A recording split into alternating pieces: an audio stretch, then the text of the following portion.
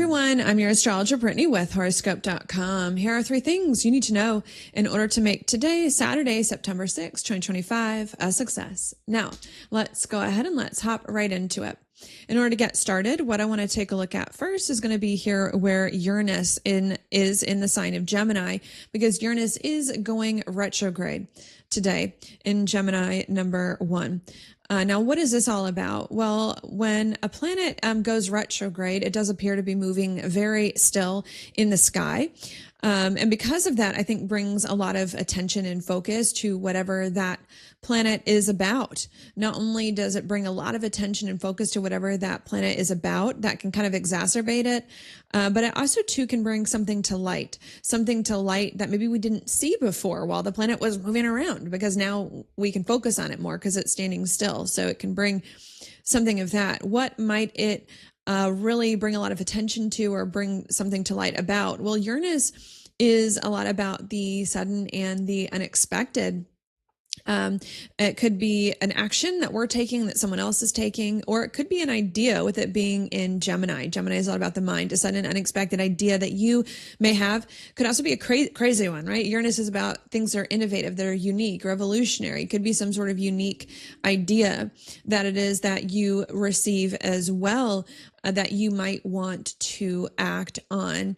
And I think act on as a result of some changes we've been making lately, to kind of bring some of the context in here, which is to follow more of our heart and our passion instead of responsibility, logic, tradition, and seriousness. So I think it's some of that we may be realizing and trying to do. And it could be us, coming to light of just how important it is for us to maybe do this unexpected thing as well.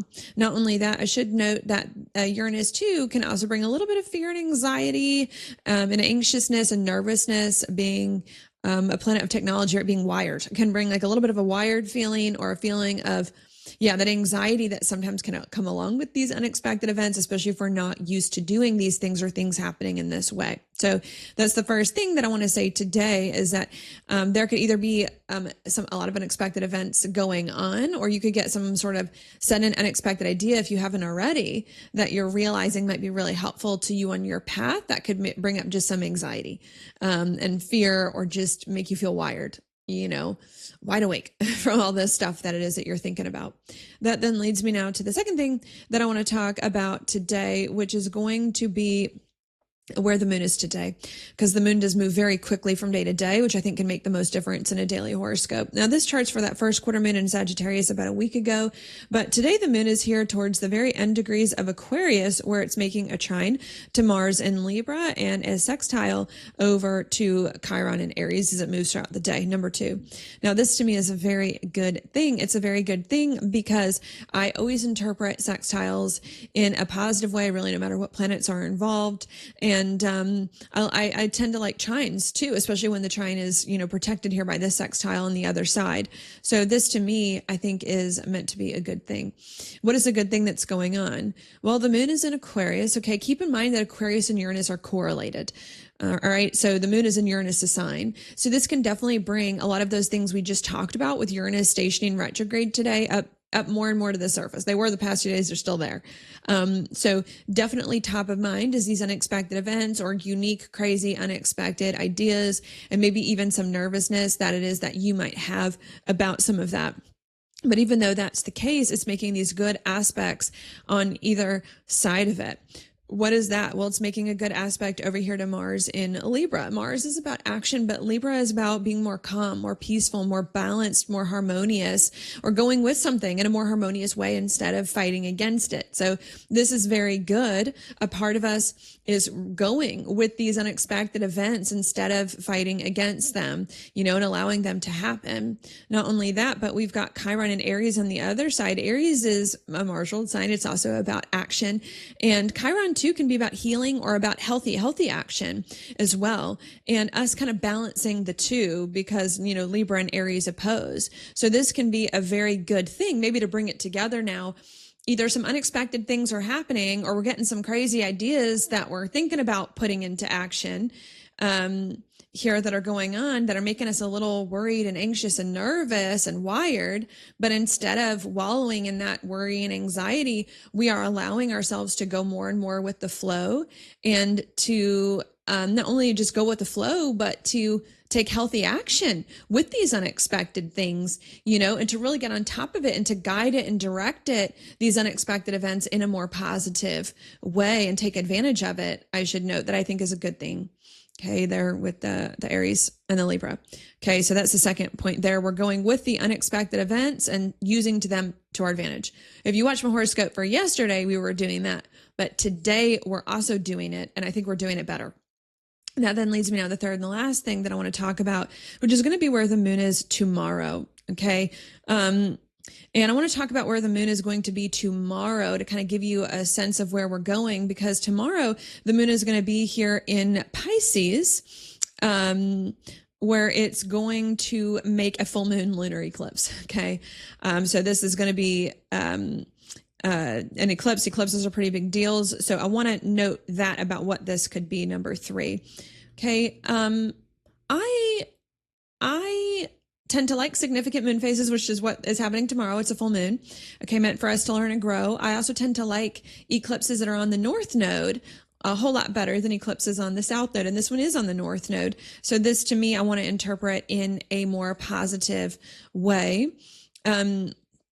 That's going on. What is that? Well, Pisces is similar to Libra, where Mars is, in the sense that it also is one that can be very musical, very artistic, one that goes with the flow, because both Libra and Pisces have an affinity for Venus. Venus is at home in Libra, and I believe it's exalted in Pisces. So they have this like very creative, artistic, musical, go with the flow, rhythmic affinity that they both have.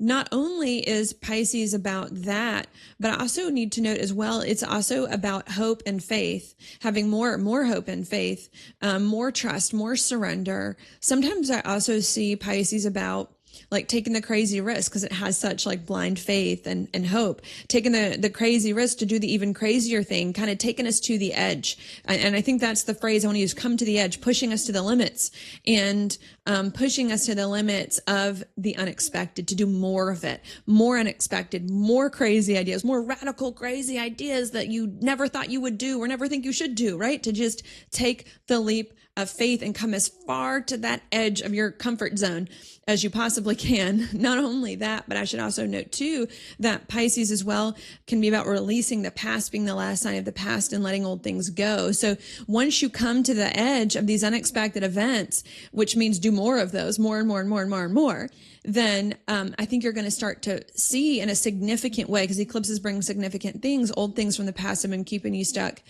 fall away more than you have yet to date since 2020, that I think is going to be very good. So I think that's the third and the last thing that I want to say today. Unexpected things are happening, and we're getting more unexpected ideas, crazy ideas, and things like that. Instead of fighting against them, though, we're going with the flow and allowing them to happen and starting to stand more in our power and guide them and direct them in positive ways, which is very good. But we need to do more.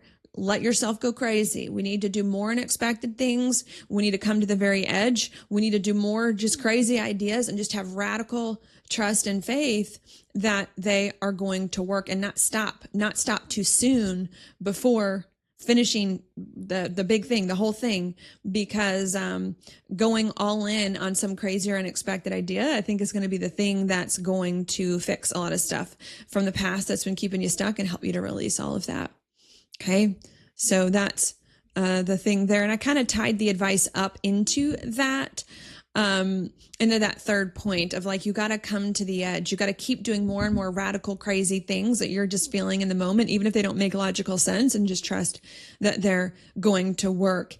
And for some of you that may happen naturally, and for some of you that won't, especially because the full moon is making a yod formation. So you may, if it's not happening naturally, consciously choose to do the more crazy things that are in alignment with your heart, as that's going to get where you need to go. Okay. And that's it, because that's it. I'm just going to repeat all of that one last time without the jargon. So I'm gonna do that now. What I think is going on today is, number one, we are